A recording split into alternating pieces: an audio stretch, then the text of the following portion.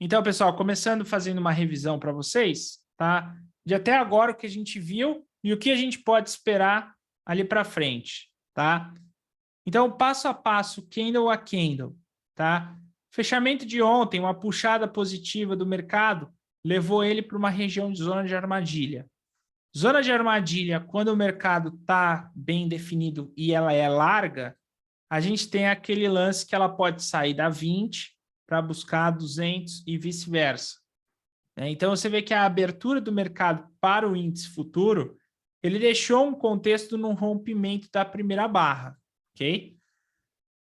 Um trade rápido ali dessa movimentação, que assim, eu não vejo, eu vejo que assim, uma certa dificuldade, principalmente para quem está começando, às vezes, pegar um trade desse jeito, porque aí pode te atrapalhar o fechamento aqui anterior. Às vezes, para quem já está mais acostumado, pegar um rompimento como esse não seja uma dificuldade, mas dá para perceber a média móvel de 20 apontando ali para cima, querendo buscar 200.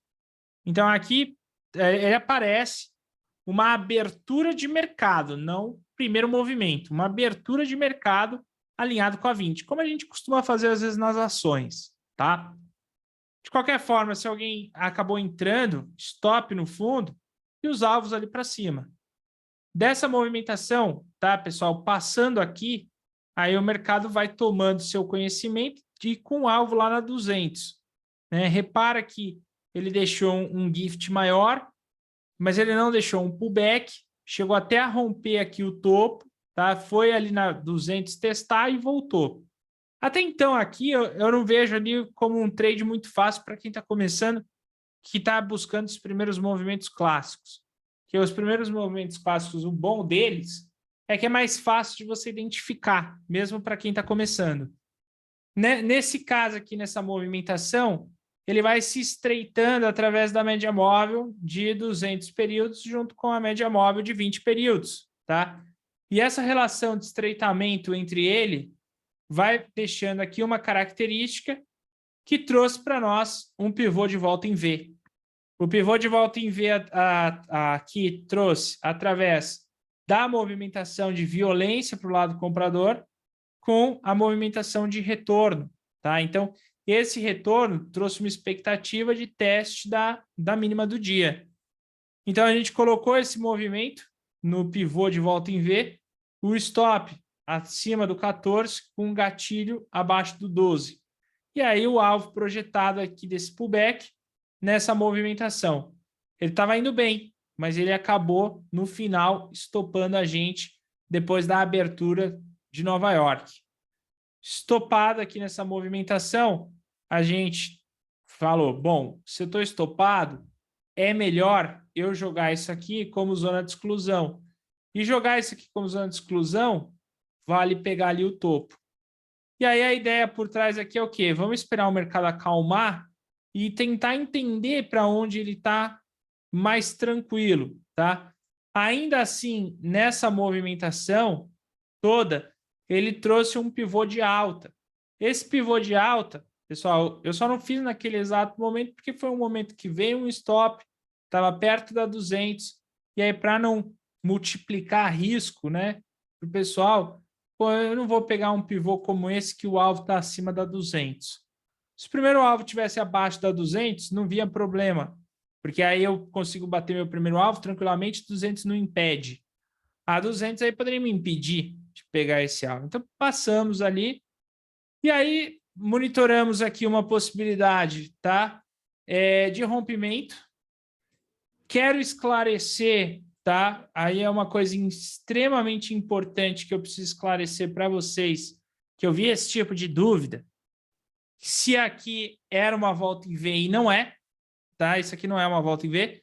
Eu tenho que saber ali fazer a leitura ideal para uma volta em V. Se o mercado, a volta em V, ela é diferente. O mercado, quando ele faz uma queda agressiva, né, e essa queda ela vem prolongada, acelerada e volta na movimentação, isso é uma volta em V. Se o mercado ele já teve uma movimentação aqui anterior, deixou uma volta em V e retornou para o topo, ele já não está fazendo volta em V, ele está lateral. É diferente.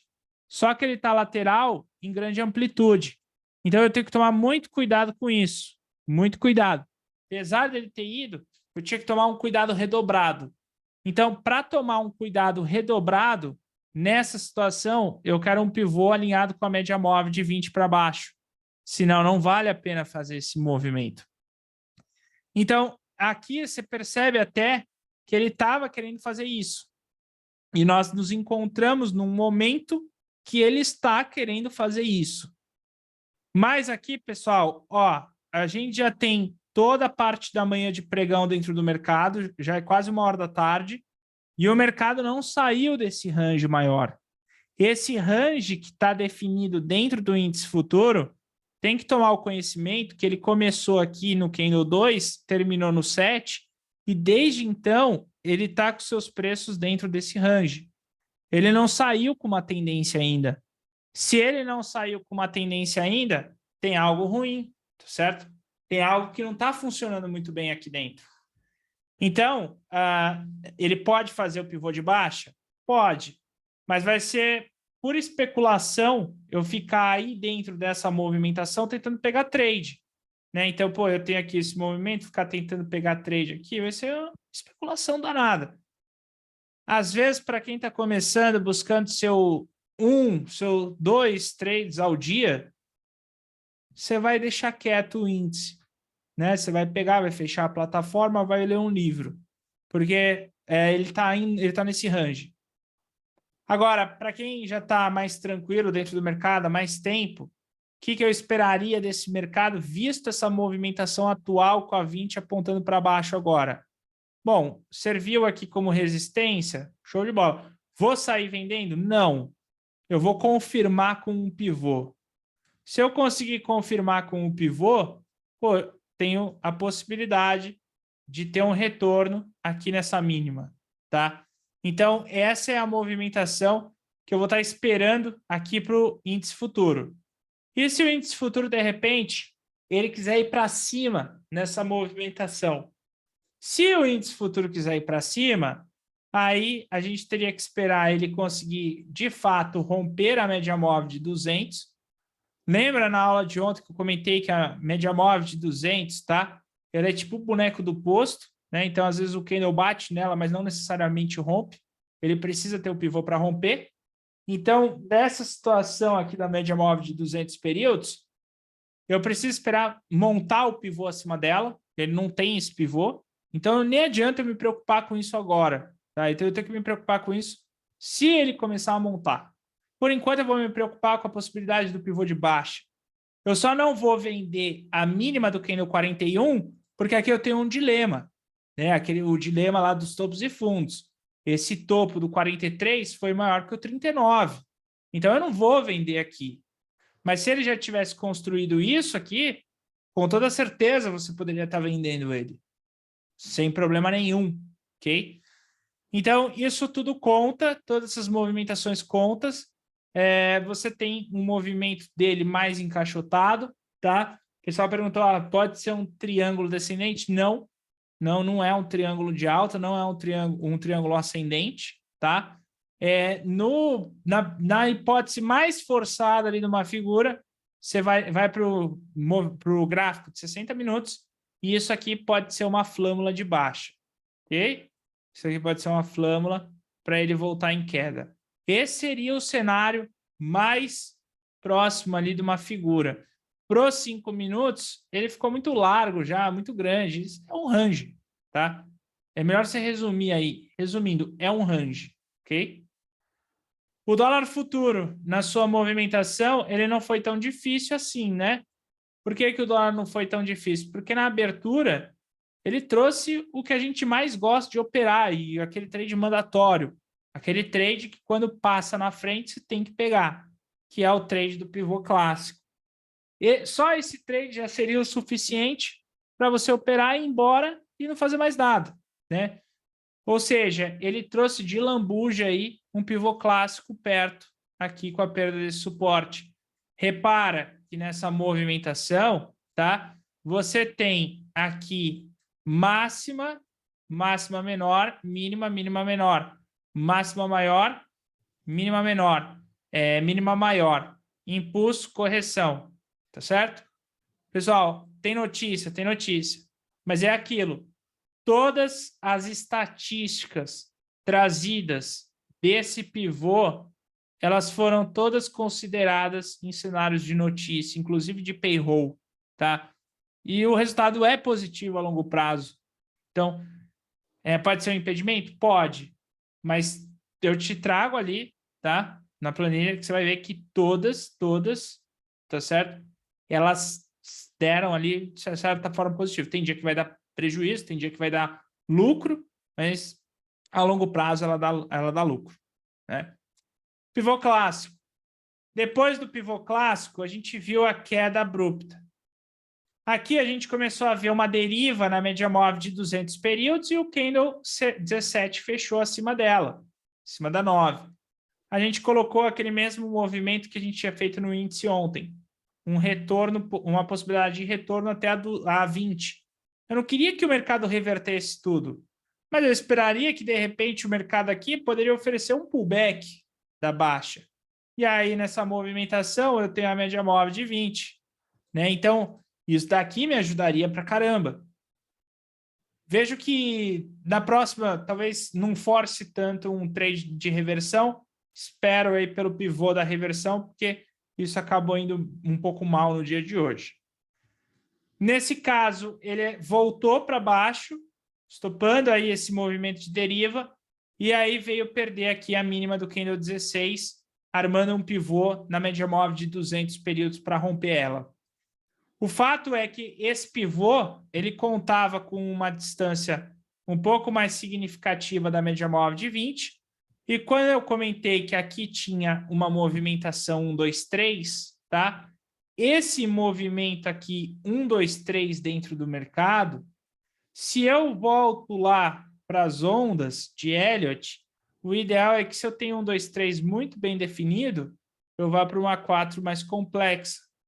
Né? E aí, uma das formas que eu tenho para medir a onda 4 complexa é através da média móvel de 20 períodos, que chega numa situação onde ela vai lá, bate nos preços e os preços fazem o seu rompimento, que é o que a gente chama de power breakout, ok? Então, eu estava esperando exatamente isso. Falei, olha, eu vou esperar que ele faça, porque para mim ele caiu bastante aqui nesse movimento. E, de fato, ele até chegou um pouco mais próximo, fez um pivô de pós e perdeu o suporte, ativando um pivô de baixa. Não dá para eu considerar um power 100% isso, porque ele não bateu na média, tá? Ele chegou próximo, mas não bateu 100%. Então, um trade, às vezes, que ele vai ter um caráter mais opcional, porque ele não vai ser aquele trade super objetivo. Aquele trade que mesmo a pessoa que nunca operou no mercado, mas ela viu uma imagem e ela olha para essa, ela fala, putz, é igual. Não é, né? Ele tem uma divergênciazinha. E essa divergênciazinha, às vezes, causa um pouco de confusão, vira um trade opcional, ok? E aí o dólar começou a lateralizar aqui, né, no encontro do suporte do dia anterior. E aí, mais uma vez, a minha atitude foi esperar power breakout novamente. Né? Então, eu estou esperando aqui que ele pudesse fazer o power de baixa. E não me ocorreu nenhuma possibilidade para uma volta em V. Porque volta em V, ela tem algumas regras para volta em V. Uma das regras da volta em V é que ela tem que ter agressão. Então, você tem que ter a movimentação sendo agredida e no retorno você tem que ter simetria. Essa é outra regra. E aí ele já tem que dar a simetria para retornar. Aqui eu achei que faltou um pouco dessa simetria de retorno. Né? Então, aí seria mais uma vez, por exemplo, outra deriva, sendo que eu já tive uma deriva aqui estopada. Tá? Então, às vezes, não vou ficar muito em cima. Então, para mim, ele fica claro essa movimentação de entrada de um breakout agora. Tá? Ele está fazendo a costura da média. Se a média móvel de 20 começar a apontar para cima e formar um pivô aqui nessa movimentação, mas não um pivô de pré-rompimento, um pivô no rompimento, tá? Por que no rompimento, não pré? Porque como eu já estou na entrada do breakout e eu já tive o dólar acelerando ponto para caramba para baixo, me dá pelo menos um trade na confirmação, entendeu? Então, um breakout desse contexto aqui, né? Na verdade, quando é para cima, a gente não dá o nome de breakout. Então, para cima, ele é para cima aqui, tá? Ele vai ser afastamento superior, tá legal? E aí eu tenho dois gatilhos, pivô no rompimento ou pivô no pós-rompimento, tá legal? Então são os dois gatilhos que eu posso ter de trade aí, técnicos confortáveis. Para baixo, aí eu tenho dois gatilhos também, que é o breakout para baixo. Nesse breakout também pivô no rompimento, tá? E pivô no pós-rompimento, ok? Então, são esses dois gatilhos que eu quero aqui dentro. E o índice futuro, o que eu gostaria de ver do índice futuro para baixo, apenas para baixo eu não tenho muita exigência, tá certo? Para baixo seria um pivô, né? Então, para baixo aqui seria um pivô alinhado com a média móvel de 20 e 200 períodos. Esse seria o movimento dele para baixo, tá? E aí, para cima, um pivô de pós, rompimento da 200 com a média móvel de 20 não afastada em mais de 20% da volatilidade histórica, ok? Histórica. Sabe por que isso? Tá?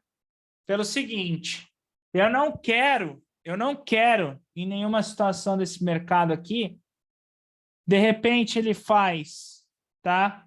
Uma movimentação aqui de impulsão muito forte, e aí deixa o pullback aqui em cima.